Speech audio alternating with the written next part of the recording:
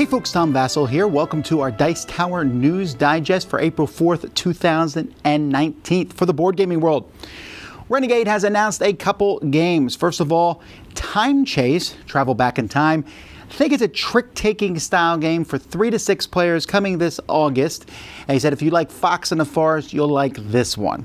They're also doing a game called Artsee, that's with 2 E's at the end, where you are collecting stuff for an art gallery. You're the curator, you're building it with new exhibits. Another 30-minute game. This is for 2 to 5 players.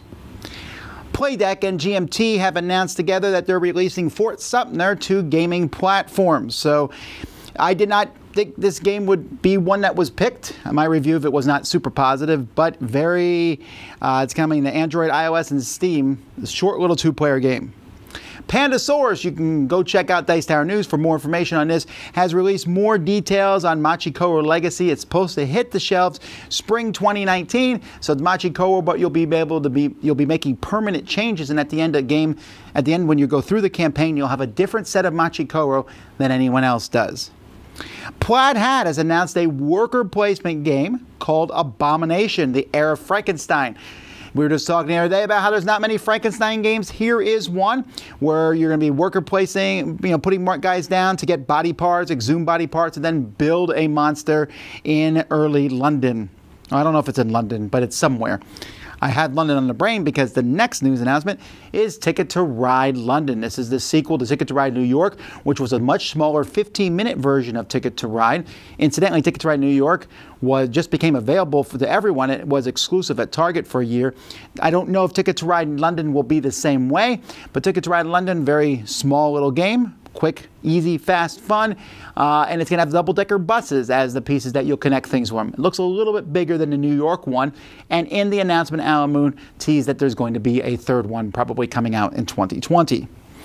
Wizkids is adding Waterdeep themed sets to Dungeons & Dragons Dice Masters. So Dice Masters, no longer a collectible dice game, now comes in boxes. So you have this 2-player campaign box, which is going to give you everything you need to play a complete game, but probably not enough dice, including Xanather, Manchun Spies, and Volo.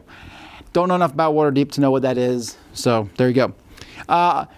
Brotherwise Games is coming out with a new expansion this summer for Unearth, the Lost Tribe expansion. Going to be adding another player to the game and also a solo mode. So if you like Unearth, the drafting style game, you can get more of it. And then finally, Fantasy Flight has announced that in Q3 they'll be releasing more stuff for Star Wars Legion. This big miniature Star Wars ground game.